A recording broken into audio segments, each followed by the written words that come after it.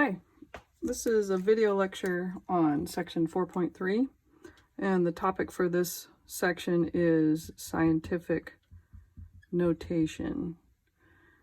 And the reason we have scientific notation is because scientists typically use quite a few really large numbers and quite a few really small numbers. So if I wanted to write a number like, 13 trillion, then that takes a long time to write and it takes up a lot of the page. And so they've developed this notation called scientific notation. And the rule is that wherever your decimal is for the original number, you would shift it so that you have a single digit to the left of the decimal. So if I move this decimal all the way to here so that I only have a single digit between or to the left of the decimal, then I've essentially moved it 1, 2, 3, 4, 5, 6, 7, 8, 9, 10, 11, 12, 13 times. So I can rewrite this number as 1.3 times 10 to the 13th power. So 10 to the 13th power would be a 1 with 13 zeros. If you multiply that by 1.3, you will get this original number. So this is an abbreviated, condensed way for writing scientific notation, which is really nice. It can also work for small numbers, like if you had something like 0.0000000027, and that's a lot of zeros to look at, and it's easy to miss one. Well, I could again move my decimal 1, 2, 3, 4, 5, 6, 7, 8, 9 times. So I could rewrite this as 2.7. So I have a single digit to the left of the decimal. And times 10 to the, what did I say that was? 3, 4, 5, 6, 7, 8, 9 times. Okay. But 10 to the 9th is a large number. And what we did was we had a small number. So I want to make the 2.7 smaller so that it is the same value as what I started with. So I'm going to put a -9 up there. Now, some of your calculators will do scientific notation, so you could type a number in and hit the scientific notation prompt or whatever, and it will convert it. But what's weird is reading it. So some calculators, it would read something like 1.3 E13, which means 1.3 times 10 to the 13th power. Different calculators will have different symbols or whatever to express scientific notation. So I would encourage you to just play around with that a little bit.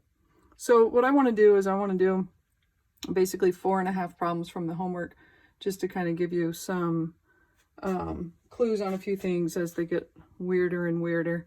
So question number 1, mine says 8 times 10 to the -5th.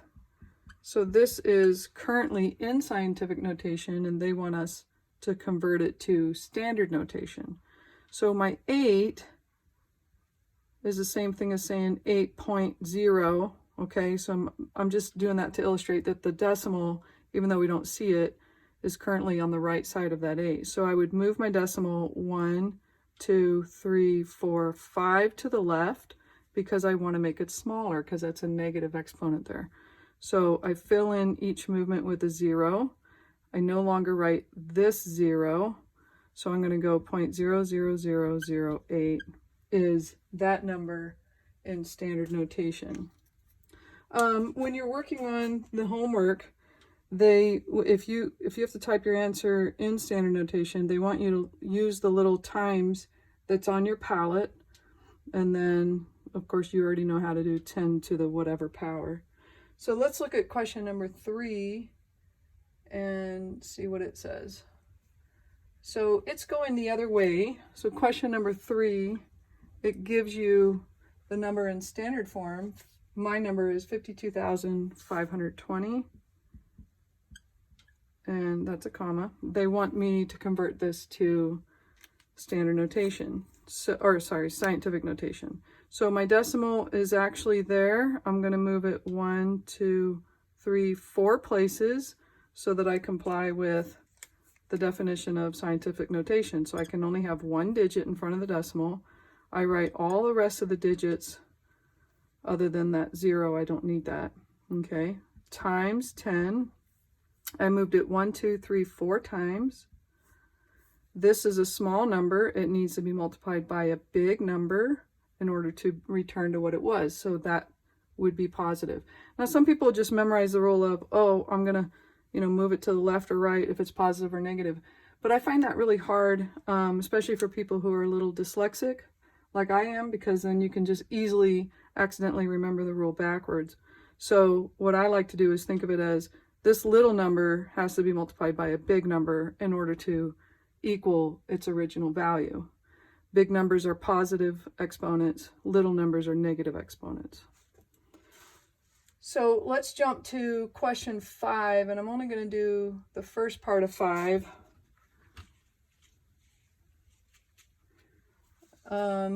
Because it's a little bit weird for some people, I think. So what my problem has 10.9 million, and some people don't really understand what that means to have 10.9 million.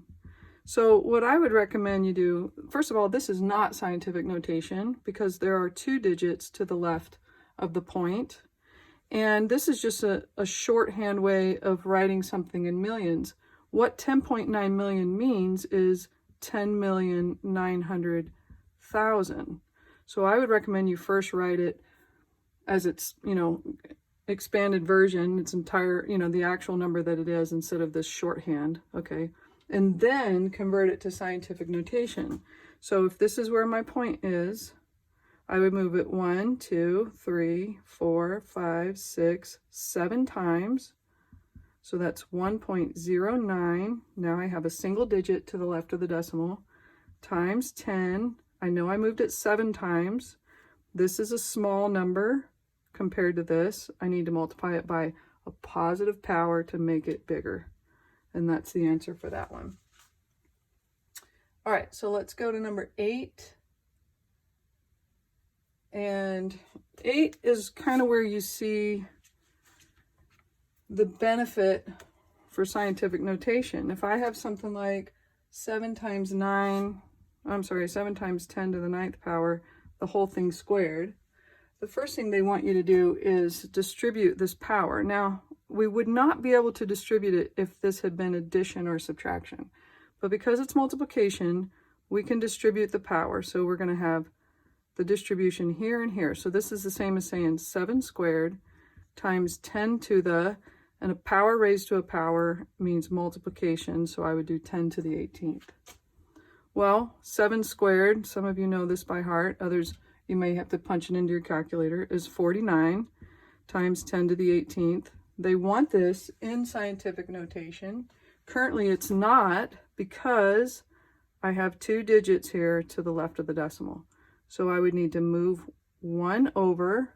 So my scientific notation would be 4.9 times 10 to the, so I shifted it 1 over. So does this go up to 19 or down to 17?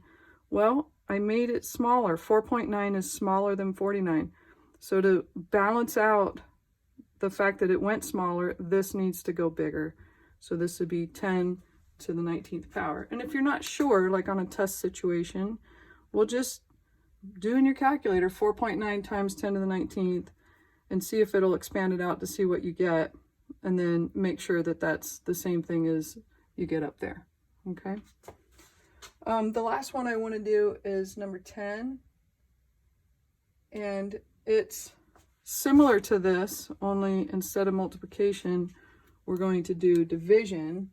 So my problem says 126 times 10 to the 19th divided by 9 times 10 to the 7th. Okay, and if you're really confused with what I'm getting ready to do, I mean, obviously you don't know that yet, but you can always multiply this out and then do your division on the calculator. But one of the nice things about scientific notation is it allows us to take these little shortcuts. So I can literally do 126 divided by 9, and if you do that on your calculator, you'll get 14. You'll get 14. Okay, 9 times 14 is 126. And then we know that a power with the same base divided by that base to a power means we would subtract these. So I have 19 tens on top, 7 tens on the bottom. 7 of them will cancel, leaving 12 on the top. So 19 minus 7 is 12. So I've just dealt with my division part of the problem. This is not scientific notation because the decimal is currently here. I would move it 1 to the left, so I get 1.4 times 10 to the, I made that smaller, so this needs to get bigger so that it would give me the equivalent of what I had. So that would be the answer for that one. And that's it. Thanks.